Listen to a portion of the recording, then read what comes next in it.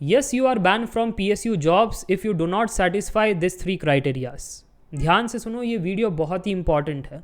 अगर आप AIR-1 भी आ गए आपके ब्रांच के अंदर, अगर आप गोल्ड मेडलिस्ट थे या फिर आपके प्रोजेक्ट को किसी ने स्पॉन्सर किया, इतना बढ़िया प्रोजेक्ट था आपका, फिर भी गेट एग्ज़ाम क्लियर करने के बाद आपको PSU जॉब्स नहीं मिलेगी। क्या है वो क्राइटेरियाज, क्या है वो चीज़ें, सारा कुछ आज की वीडियो में बताऊंगा। ये एक डिस्क्लेमर है, कमज़ोर दिल वाले वीडियो को ना देखें, क्योंकि ऐसा हो सकता है कि आपको दुख ज़्यादा पहुँचे। बेटर है आप अपने दोस्त से ही ये बातें सुन लीजिए या सीनियर से बातें सुन लीजिए, क्योंकि एज ए टीचर मैं ये वीडियो नहीं बना रहा हूँ, एज अ बिग ब्रदर मैं ये वीडियो बना रहा हूँ। मुझे पता है कि इंजीनियरिंग में आपने सीरियसनेस की थोड़ी कमी रह गई थी। इसके कारण आपने इंजीनियरिंग एग्जाम्स में अच्छा परफॉर्म नहीं किया, आपको केटी आ गई, आप शायद बैकलॉग या एटी केटी कहते होंगे, और इस वजह से अब आप सोच रहे हो कि सर इंजीनियरिंग के बाद तो हमें जॉब नहीं मिल रही है, तो गेट एग्ज़ाम मात्र एक ही सहारा है कि हम MEM टेक का IITs में कर सकते हैं या फिर PSU में जॉब कर सकते हैं। गेट एग्ज़ाम मात्र एक ही हमारा गेटवे है फॉर दी अपॉर्चुनिटी, और इस दरवाजे को तो हमें खोलना है। हमारे ज़िंदगी में हमें बढ़िया अपॉर्चुनिटी चाहिए। अच्छी सोच है, अच्छी बात है, बट पॉइंट नंबर 1, PSUs ने एज क्राइटेरिया लगा दिया है रिक्रूटमेंट पर। एज क्राइटेरिया, अपर एज लिमिट 25 ईयर्स। मैं जनरल कैटेगरी की बात कर रहा हूँ, स्पेशल कैटेगरीज को हमेशा PSUs में रिजर्वेशन मिलती है, बट जनरल वालों के लिए HPCL में अपर एज लिमिट 25 ईयर्स है। गेल इंडिया, IOCL जैसी महारत्न दिग्गज कंपनी के अंदर अपर एज लिमिट 26 ईयर्स है।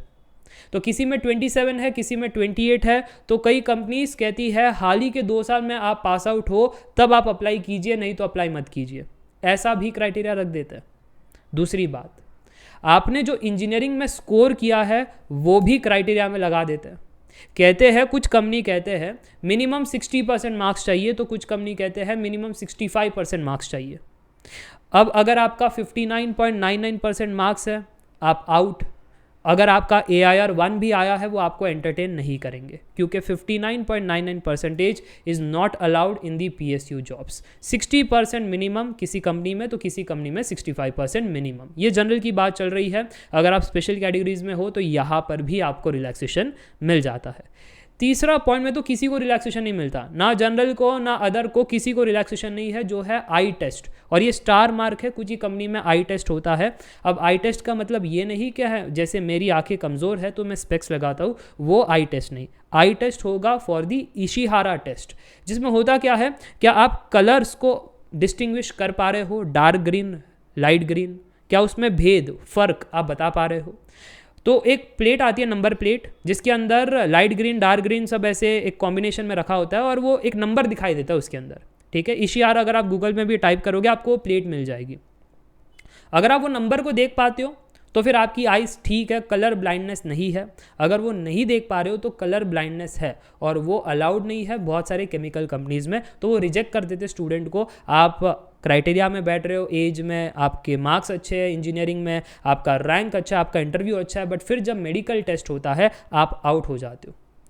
फोर्थ पॉइंट जो विदाउट गेट के लिए है, फोर्थ पॉइंट, कुछ ऐसी कंपनीज है, गवर्नमेंट कंपनीज, कुछ ऐसी वैकेंसी निकाली जाती है जिसके अंदर डोमिसाइल मांगा जाता है कि अगर वैकेंसी है कर्नाटका में तो कर्नाटका का डोमिसाइल चाहिए, महाराष्ट्र में वैकेंसी तो महाराष्ट्र का डोमिसाइल चाहिए। कुछ ऐसी सरकारी जॉब्स है ना, सारी की सारी ऐसी नहीं है। इनफैक्ट जो गेट से जॉब्स आती है उसमें कभी ऐसा भेदभाव नहीं किया जाता है। गेट के द्वारा जो जॉब्स आती है उसमें ऑल इंडिया अप्लाई कर सकते हैं, सारे स्टेट वाले सारे अपॉर्चुनिटीज़ के लिए अप्लाई कर सकते हैं। तो ये चौथा वाला स्टार मार्क था। बाकी पहले जो 3 थे वो काफ़ी इंपॉर्टेंट है, तो ध्यान में रखना। अगर आप गेट की प्रिपरेशन कर रहे हो तो पहले चेक करो कि आप इन क्राइटेरियाज में बैठ रहे हो, तब आप एक्सपेक्ट कीजिएगा कि PSU जॉब्स आपको मिलेगी। अदरवाइज गेट की प्रिपरेशन करना आपके लिए सही नहीं रहेगा। You have to opt for the other opportunities. ठीक है, तो ये एक अवेयरनेस वीडियो था उन स्टूडेंट्स के लिए, ताकि आप भटको ना, एक साल आपका बर्बाद ना करो। क्योंकि मेरे सिनेरियो में ऐसा एक हुआ है, एक बच्चा मेरे पास आया था, उसने कहा था मेरा तो 59% एग्रीगेट मार्क है। मैंने कहा तुम कोई भी PSU के लिए एलिजिबल नहीं हो, बट सर मैंने 1 साल का प्रिपरेशन कर लिया है, ऑफलाइन कोचिंग में कर लिया है, और किसी टीचर ने, किसी कोचिंग वाले ने मुझे बताया नहीं। मुझे बड़ा दुख हुआ कि यार तुमको किसी ने क्यों नहीं बताया। तुम्हारे पैसे भी बर्बाद हुए, मोर ओवर तुम्हारा समय बर्बाद हो गया, तुम्हारी एज और आगे चली गई। ठीक है, तुम पर और बर्डन आएगा। तुम मध्यम वर्गीय परिवार से हो, अगर तुम रिच भी होते तो कोई दिक्कत नहीं होती। ठीक है, मध्यम परिवार वर्ग के लिए एज भी मैटर करता है, मनी भी मैटर करता है, रिस्पॉन्सिबिलिटी होती है, तो सारा चीज़ ध्यान में रखना होता है। तो इसलिए ये वीडियो बनाया गया है ताकि वैसे बच्चे अफेक्ट ना हो, उन्हें रियलिटी पता चले कि हाँ श्रेनिक सर है जो रियल बातें करते हैं।